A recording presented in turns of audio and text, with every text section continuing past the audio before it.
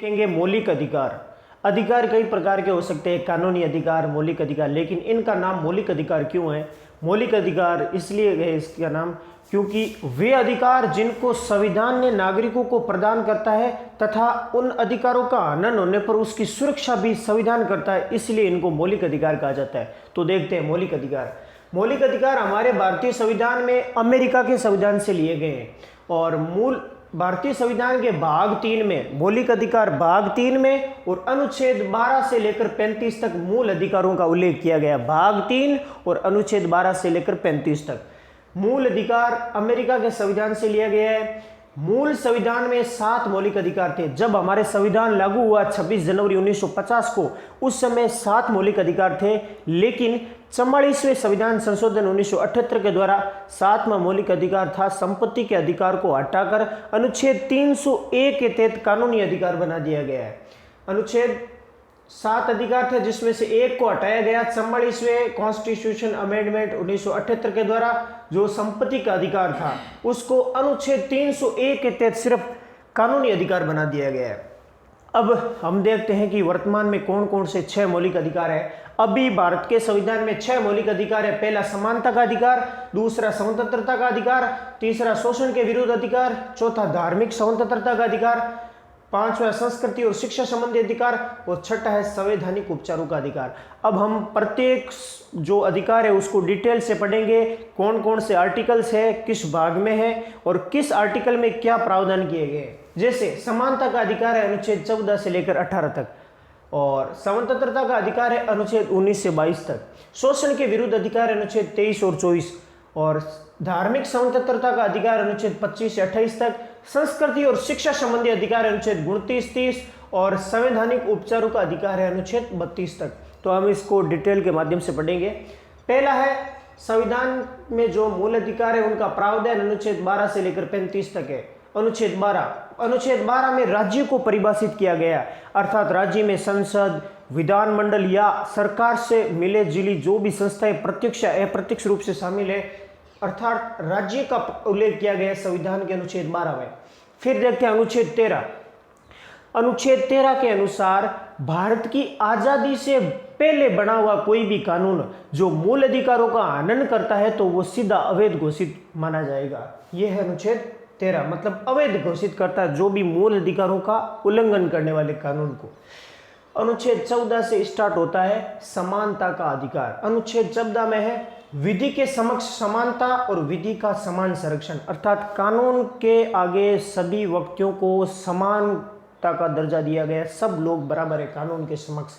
और अनुच्छेद 15 में है धर्म, मूलवंश, जाति, लिंग और जन्म स्थान पर किसी भी के साथ भेदभाव नहीं किया जाएगा। इन 6 कैटेगरी को लेकर किसी के साथ भेदभाव नहीं किया जाएगा। धर्म, मूलवंश, जाति, लिंग और जन्म स्थान के आधार पर इसका उल्लेख है संविधान के अनुच्छेद 15 में।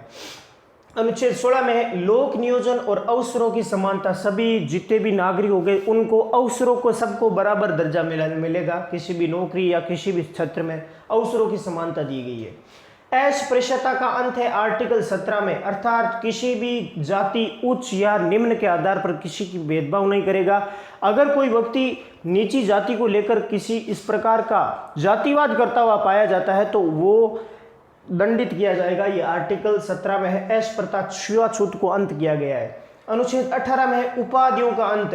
किसी भी प्रकार की उपाधि कोई विशेष अधिकारी उपाधि धारण नहीं कर सकेगा और शिक्षा और सेना को छोड़कर सभी प्रकार की उपाधियों को अंत कर दिया गया है संविधान के अंतर्गत।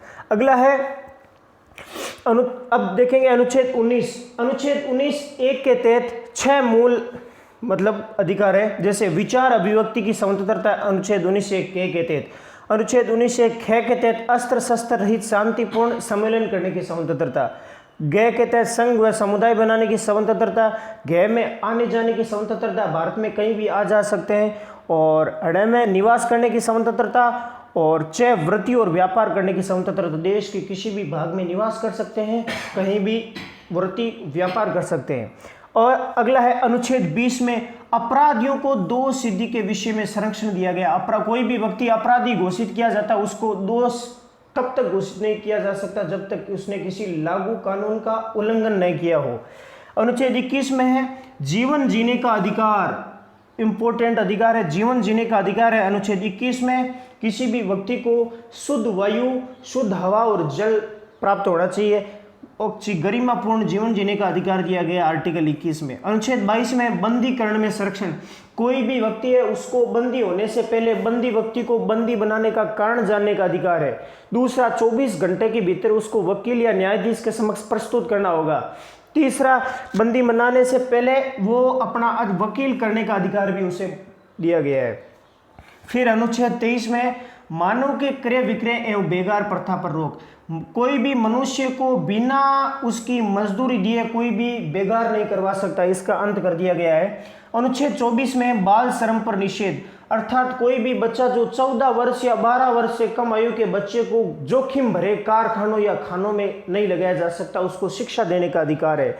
और आर्टिकल 21A में भी शिक्षा का अधिकार है जो 86वें संविधान संशोधन 2002 के तहत जोड़ा गया, अर्थात 14 वर्ष से कम आयु के बच्चों को निःशुल्क और अनिवार्य शिक्षा प्रदान की जाएगी और शिक्षा प्राप्त करने का अधिकार है अनुच्छेद 21A में। अनुच्छेद 24 में है बाल श्रम का निषेध। फिर अनुच्छेद 25 में अंतःकरण की स्वतंत्रता, अर्थात किसी भी नागरिक, कोई भी नागरिक किसी भी धर्म को ग्रहण कर सकता है, किसी धर्म की पूजा पद्धति को अपना सकता है, अर्थात अंतःकरण, कोई भी धर्म को मानने की स्वतंत्रता दी गई है हमारे संविधान में। और अनुच्छेद 26 में धार्मिक मामलों का प्रबंधन, अर्थात किसी भी धर्म की पूजा पद्धति कर सकता है, कुछ भी मतलब धर्म के मामलों का प्रबंधन कर सकता है। अनुच्छेद 27 में कर, धार्मिक जितने भी धर्म के क्षेत्र में टैक्स है उनको फ्री कर दिया गया है, अर्थात उनको छूट स्वतंत्रता दी गई है। अनुच्छेद 28 में है राजकीय मामलों में धार्मिक शिक्षण पर रोक, अर्थात किसी भी सरकारी विद्यालय जो सरकार द्वारा संचालित है इसमें धर्म विशेष की शिक्षा नहीं दी जा सकती, अर्थात अनुच्छेद 28 में राजकीय मामलों में धार्मिक शिक्षण पर रोक है। अनुच्छेद 29 में अल्पसंख्यकों की संस्कृति और भाषा को संरक्षण करने का अधिकार, को जो भी अल्पसंख्यक है वो अपनी भाषा, अपनी संस्कृति, लिपि को सुरक्षित रखने का अधिकार है। अल्पसंख्यकों को शिक्षण संस्थाओं के संचालन का अधिकार, जो भी अल्पसंख्यक है वो खुद की शिक्षण संस्थाओं का संचालन कर सकते हैं, यह अधिकार दिया गया अनुच्छेद 30 में। अनुच्छेद 31 में जो संपत्ति का अधिकार था उसको हटा दिया गया है। और अनुच्छेद 32 में संवैधानिक उपचारों का अधिकार, सबसे महत्वपूर्ण है संवैधानिक उपचार, जिसमें डॉक्टर भीमराव अंबेडकर ने संवैधानिक उपचारों के अधिकार को संविधान की आत्मा कहा है। और सुप्रीम कोर्ट 5 प्रकार की रीट जारी कर सकता है अनुच्छेद 32 में। अगर किसी नागरिक का मौलिक अधिकार का हनन होता है तो आर्टिकल 32 के तहत सुप्रीम कोर्ट 5 प्रकार की रीट जारी करता है। पहली रीट है बंदी प्रत्यक्षीकरण, अर्थात कोई भी व्यक्ति बंदी बनाया जाता है, अगर बंदी बनाने का कारण अवैध होता है तो बंदी प्रत्यक्षीकरण द्वारा उसको छोड़ा जा सकता है। परमादेश, उस कोई भी व्यक्ति जो अपने कर्तव्य का पालन नहीं करता तो सुप्रीम कोर्ट उसको कर्तव्य पालन के लिए बुला सकता है, कह सकता है। उत्प्रेषण लेख, जो भी निम्न न्यायालय, उच्च सुप्रीम कोर्ट नीचे के न्यायालयों के पास जितनी भी कार्रवाई है वो ऊपर के न्यायालयों में प्रेषित करवा सकता है। प्रतिषेध, अगर कोई नीचे का न्यायालय है उससे कोई मामला जो क्षेत्राधिकार से बाहर है और वो सुनवाई कर रहा है तो सुप्रीम कोर्ट उसको रोक कर उस मामले को अपने पास मंगा सकता है। अधिकार पर्चा, अर्थात कोई भी गैर सरकारी पद, गैर सरकारी व्यक्ति किसी भी सरकारी पद को संभाले तो सुप्रीम कोर्ट उसके प्रति अधिकार पर्चा के तहत कह सकता है कि आप किस आधार पर कार्य करते हैं, अर्थात उसके गैर सरकारी व्यक्ति सरकारी पद को संभालता है तो सुप्रीम कोर्ट उसको अवैध घोषित कर सकता है, उसको उस पद से हटा सकता है। Thank you.